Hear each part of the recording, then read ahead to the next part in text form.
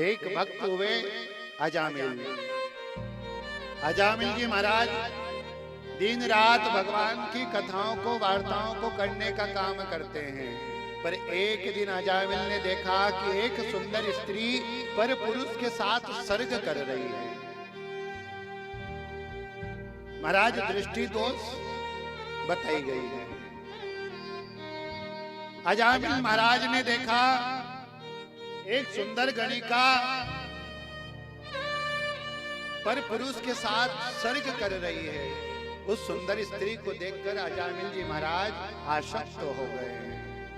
अजामिल जी महाराज की एक सुंदर पत्नी है जो बड़ी पतिव्रता है, धर्मपरायण स्त्री बताई गई है। पतिव्रता होना बहुत महत्वपूर्ण है। स्त्री का सबसे बड़ा धर्म है पतिव्रता धर्म। अजामिल जी महाराज की जो पत्नी है ना, बड़ी पतिव्रता व्रतनी है। अजामिल जी महाराज ने उस गणिका को अपने घर में रख लिया और अपनी सुंदर पत्नी का परित्याग कर दिया। जिस समय अपनी सुंदर पत्नी का परित्याग किया है ना, गांव वालों ने विचार किया है कि अजामिल ने गलत कार्य किया है, तो ऐसे व्यक्ति को नगर में नहीं रहना चाहिए। अजामिल को नगर से निकाल दिया। आज अजामिल जी महाराज उस गणिका के साथ अपना नया घर बनाकर रहने लगे।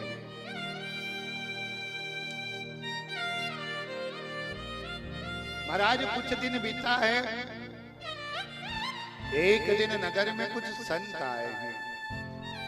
संत आए हैं ना, तो संतों ने गांव वालों से पूछा है कि तुम्हारे गांव में कोई ब्राह्मण का मकान है। गांव वालों ने विचार किया, हंसी की और उसी गणिका का घर बता दिया। चार संत उस गणिका के घर गए हैं, भोजन किया है। भोजन पाने के बाद जब वह संत जाने लगे ना, तो उस गणिका ने संत को पैर पकड़ लिए। संतों से प्रार्थना की है कि मैंने अपने जीवन में सदैव गलत कार्य किया है और मैंने एक ब्राह्मण का घर तोड़ा है।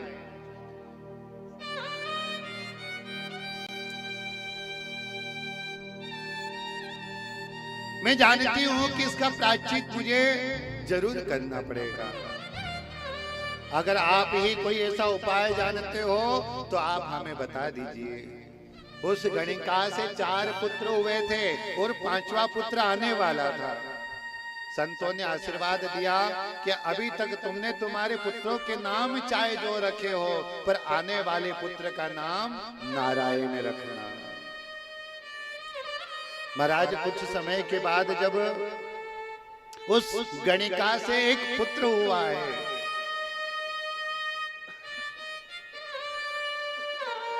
महाराज गणिका को उन संतों की बात याद रही है। उन्होंने कहा है कि सबसे छोटे बेटे का नाम नारायण रखना। उस गणिका ने वैसा ही किया, अपने सबसे छोटे बेटे का नाम नारायण रखा है।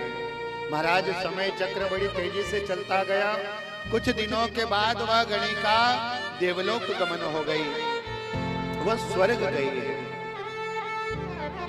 किसी ने पूछा, महाराज गणिका ने जीवन भर गलत काम किया, जीवन भर देह का व्यापार किया, फिर भी उसे स्वर्ग मिला, ऐसा क्यों? एक भक्त ने जब संत से पूछा ना, तो संत जी ने कथा सुनाई है। एक संत जी महाराज थे, वह कथा वार्ता किया करते थे और संत जी महाराज के आश्रम के ठीक सामने एक गणिका रहती थी।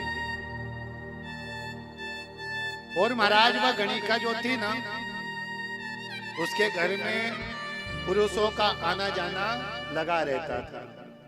संत विचार करते, कभी भगवान को स्नान कराते हैं और स्नान कराते कराते ध्यान कहाँ लगा है? उस गणिका के साथ।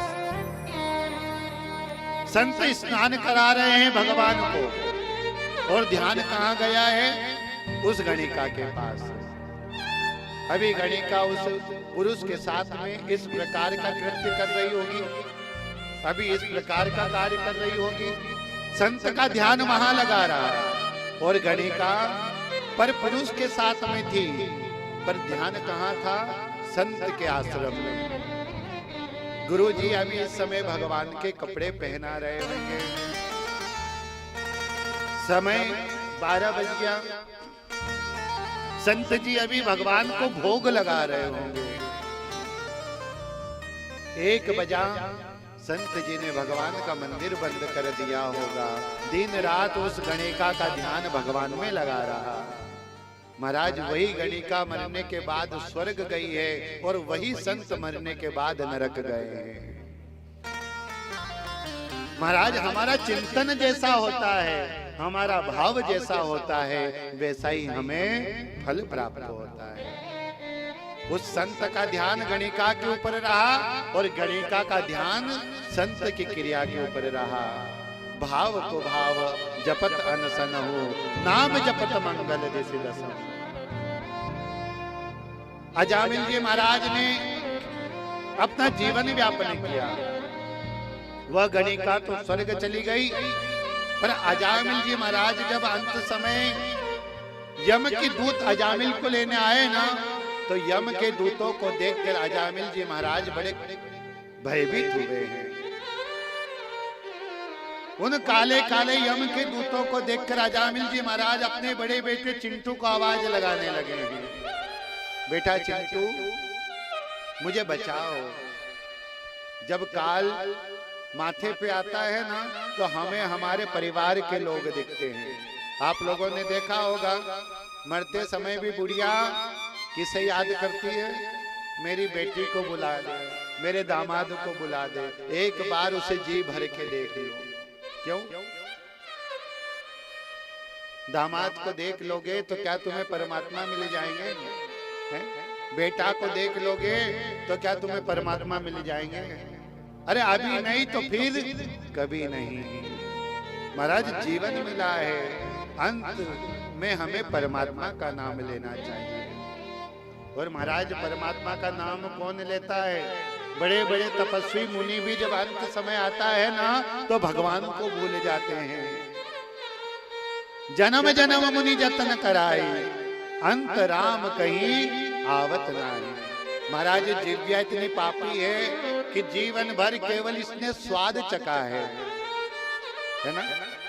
और महाराज मैंने कई लोग ऐसे देखे हैं, बुढ़ापे का शरीर है, पर कहते हैं ना कि मंत्र जाप करो, तो महाराज 1-2 माला फेरेंगे नहीं और फिर मंत्र भूल जाएगा, फिर हमारा माथा खाएंगे। गुरुजी देखो तो ये मंत्र सही है क्या? नहीं काका, यहाँ तुमने गलती कर दी। तो महाराज बुढ़ापे में जब हम जवानी में भगवान का भजन नहीं करते हैं, तो बुढ़ापे में इस पापन जिह्वा से भगवान का नाम भी नहीं निकलता है। महाराज इसीलिए साधु संत महापुरुष कहते हैं कि भगवान का भजन हमें भरी जवानी में कर लेना चाहिए। क्या पता बुढ़ापे में जिह्वा काम करे कि नहीं करे। अजामिल जी महाराज ने जब अंत में अपने बड़े बेटे को बुलाया है, जब बड़ा बेटा नहीं आया तो छोटे बेटे को बुलाया है। अंत में जब छोटा बेटा भी नहीं आया तो सबसे छोटे बेटे की याद आई है। अजामिल जी महाराज ने अपने सबसे छोटे बेटे नारायण को बुलाया है। महाराज दुख की बात तो यह है कि वो नारायण भी नहीं आया, और सुख की बात तो यह है कि एक बार नारायण लेने से चतुर्भुज रूप लेकर नारायण स्वयं प्रकट हो गए। बोले श्री गोपाल कृष्ण भगवान की जय। भाव को भाव अलखन सनहु, चाहे आलस्य में नाम लिया हो फिर भी परमात्मा मिलते हैं। अजामिल जी महाराज ने अपने सबसे छोटे बेटे नारायण को बुलाया है। जब वो नारायण भी नहीं आया तो साक्षात नारायण चतुर्भुज रूप लेकर प्रकट हुए। यम के दूतों ने भगवान से कहा है कि प्रभु इसने जीवन भर केवल पाप किया है, पर स्त्री गमन किया है, और इसे तो महाराज नरक में डालना चाहिए, फिर भी आप इसे स्वयं लेने आए, क्या कारण है? भगवान के पार्षद कहते हैं इसने मरने से पहले एक बार भगवान का नाम लिया है। अब महाराज ये नरक का नहीं, ये तो वैकुंठ में भगवान के साथ क्षीर सागर में रहने का अधिकारी है। एक बार भगवान का नाम लेने मात्र से हमें भगवान की प्राप्ति होती है। नाम का महत्व बताया गया है। कल कथा में आप लोगों ने श्रवण किया, महाराज